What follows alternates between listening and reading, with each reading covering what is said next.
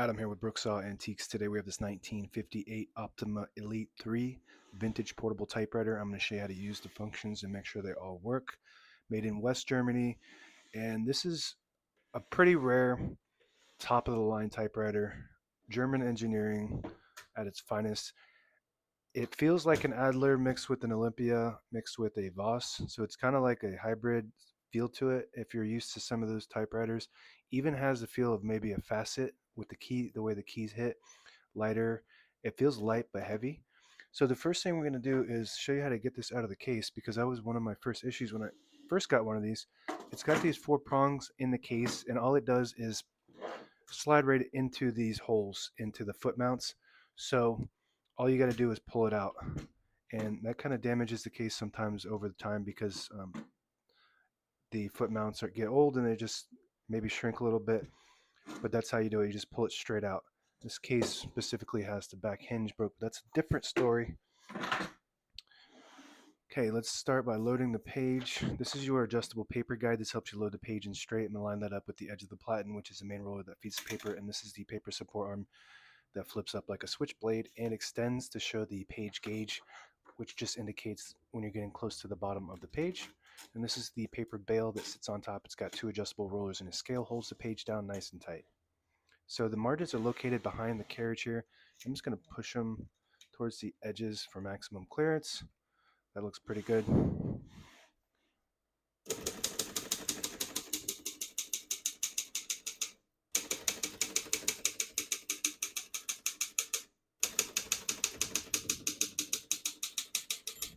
Once you hear the bell, you're near the end of the margin. Hits line space, gets you back to the beginning, and skips 1.5, or 2 spaces. Right now we have it on single, which skips 2 half spaces. When you have it in the middle, it skips 3 half spaces. When you have it all the way down, it skips 4 half spaces. We're going to keep that on single for now and finish typing. As you can see, all the keys type nice and none of them skip or stick. I'll type a sentence in red on the next line. Switch from black to red. There's a dial actually on the right side here. Right now it's on the blue indicator, which prints the top portion of the ribbon, which is black. When you have it on the white indicator, it prints no ink at all. It just leaves a stencil for copying purposes. When you have it down on the red indicator, it prints the bottom portion of the ribbon, which is red. We're going to leave that there for red.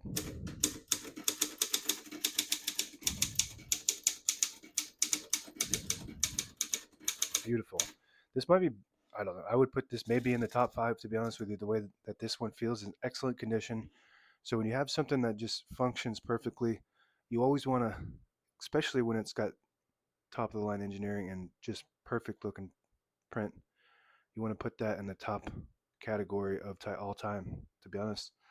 So even though these aren't really as common as an Olympia or like an Adler, even Adlers are sleepers. So this maybe would be right there with the Adler, which a lot of people put as number 1. But this has a metal shell, so it, unlike the Adler, which is hard plastic, which I think one of the reasons why that never makes the top of the list is because it has a hard plastic shell, but the internal components are all high quality German engineering. This one has a metal shell with the high quality German engineering. Anything German made with a metal shell, plus the Adlers, as far as typewriters go, is going to be top of the line. They didn't mess around. To pull the page out easy, there's a switch on the right side. We're going to flip that forward, and it unlocks the rollers underneath the platen, allowing you to pull the page out easier. A little thicker paper like carbon copy or cardstock also allows you to straighten the page if you load it crooked. We're going to flip that back for now and put the paper support arm down and the color back to black. Shift on each side and a shift lock on the left. To clear that, just hit the shift button again. Above that is your margin release. When you get to the end of the margin, there's a mechanism that blocks you from printing. Hit that margin release. Does it allow you to type past that all the way to the end? Very good. Backspace on the right side. Very smooth. And this is your tab. The tab's much different than most typewriters. So this is your tab set.